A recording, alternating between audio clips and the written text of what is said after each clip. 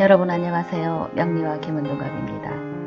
2024 갑진년 사주 일간별 운세풀이 전번 시간에 임수일간까지 마쳤습니다. 이제 개수일간만을 남겨놓고 있는데요. 나름 숨가쁘게 달려온 날들이었습니다만 사실 태세, 즉 한 해의 운을 보려면 먼저 개인 사주를 잘 풀어야 합니다. 사주도 없이 운을 본다는 건 정말은 말이 안 되는 거지요. 물론 사주 명리를 계속해서 쭉 해온 분들이라면 이해를 하시겠습니다만 한편으론 이런 단편적인 내용이 얼마나 도움이 될까 하는 생각도 없지 않습니다. 해서 나름 최대한 사주 구조와 행운의 사례를 들어 설명하려고 노력하였다는 점 양해 바라고요. 그럼에도 불구하고 공부 차원에서 전혀 모르고 지나는 것보단 나을 거란 생각으로 올리는 것이니 참고하면 좋겠습니다. 그럼 마지막으로 개수일간 지금부터 시작하지요. 개수일간입니다. 개수일간에게 갑진년은 상관운입니다. 상관은 흉신이니 대체로 좋다 말할 수는 없겠는데 예외적인 부분들이 있으니 먼저 사주 구조를 잘 파악해야겠습니다. 특히 사주 천간에 무엇이 포진해 있는가를 잘 봐야겠는데요. 예컨대 천간에 무토가 노출되어 있을 시 경금이 있다면 갑은 바로 무토를 칠 수 없으므로 무방하다 보고 또 일간과 무게합으로 생재함이 가능하니 흉하지만은 않다 보겠습니다. 상관운이 들어오면 무엇보다 먼저 관성의 환경을 잘 봐야겠습니다. 왜냐하면 이러한 기의 흐름이 없다면 상관은 가장 먼저 정관을 치러 가기 때문이지요. 따라서 정관을 쓰는 사람이라면 상관운을 맞이한다는 건 그야말로 치명적이라 볼 수 있겠습니다. 다행히 원명에 재성이 있다면 크게 흉하지는 않겠습니다만 그렇지 않다면 갑진년은 잃을 것이 많은 운이니 참으로 긴장해야겠습니다. 일반적으로 상관운이 들어오면 가장 위험한 것 중에 하나가 설화, 즉 말로 인한 해를 입을 수 있다는 것입니다. 무심코 던진 말 한마디로 인해 예견치 못한 총체적 난관에 부딪힐 수 있으니 한마디로 입조심해야 한다는 거지요. 말 한마디로 천냥빚을 갚는다는 말이 있지만 반대로 말 한마디 잘못해서 일을 그르치고 지위를 박탈당하거나 큰 손해를 보는 등 본의 아니게 일생에 대망조가 들기도 합니다.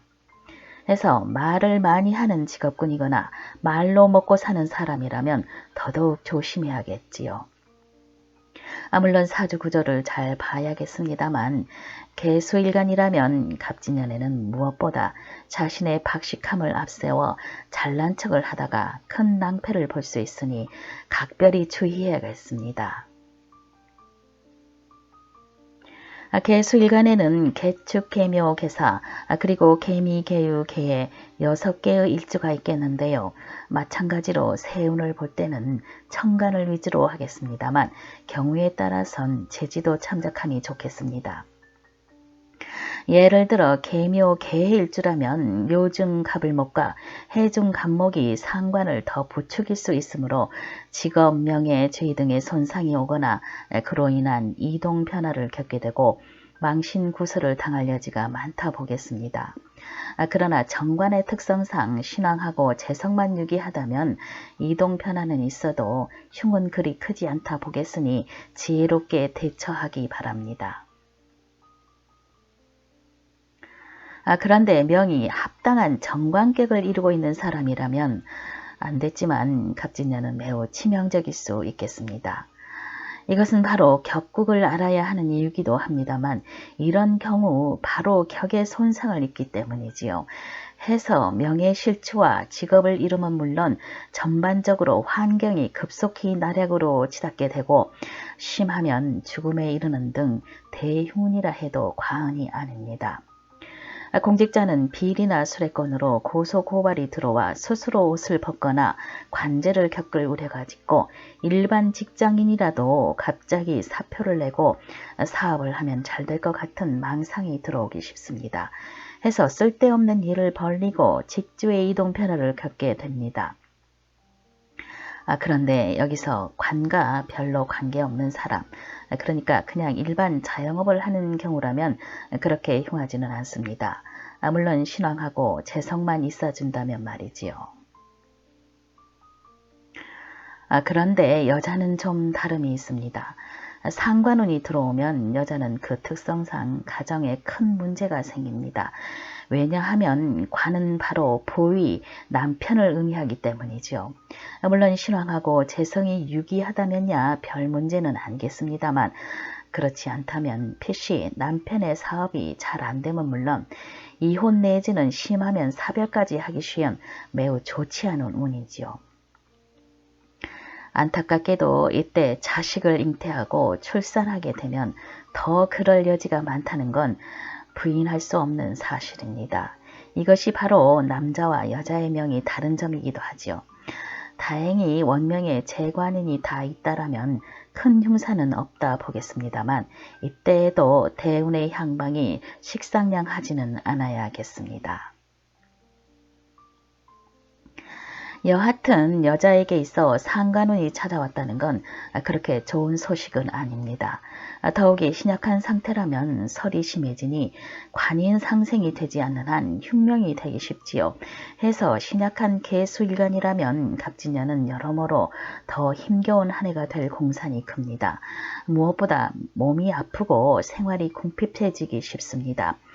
고생은 많아도 결실이 없고 남편의 도움은 고사하고 고제사나 직장 생활을 하기 어려우니 생활면에서도 그렇지만 정신적으로도 큰 고난의 시기가 되겠습니다. 해서 이때는 무조건 인성만을 쫓아 사는 게 상책이지요. 다시 말해서 어설프게 일을 벌리고 돌아다니기보단 자중하면서 어떤 분야든 공부하고 준비하는 것에만 열중하거나 천행으로 모친과 함께 기거하면서 어머니의 원조를 받을 수 있다면 좋겠는데 이도 저도 안 된다면 종교에 의탁하여 의지처를 삼는 것도 한 방편일 수 있습니다. 반면 남자는 신약하지만 않다면 크게 나쁘지는 않습니다. 신왕하고 재성만 유기하다면 갑진년에는 상관생제로 오히려 영업 쪽에 돈벌이가 용이할 수도 있습니다. 단 일을 크게 벌리지만 않는다면 말이지요. 하여 종합하여 말하자면 개수일간에게 갑진년은 상관이 들어오므로 직장과 주거의 이동이 변화가 있겠고 특히 말조심을 해야겠습니다. 그러니까 좀 안다 해서 본분을 망각하고 경솔한 말과 행동으로 제도와 규율을 어기면 스스로 위태지경에 빠질 수 있다는 겁니다. 또한 비방, 모함을 자행하거나 소문에 휘말려 불이익을 당하는 등 대인관계로 인한 피로도가 높아지겠습니다. 더불어 활동이 많아지고 이것저것 망상이 들어오니 꼭 될 것 같은 일이라도 벌리기는 쉽지만 마무리가 안 되고 번잡할 뿐 결국 손재 실패하기 십상이므로 매사 가벼움을 피하고 무겁고 신중하기 바랍니다.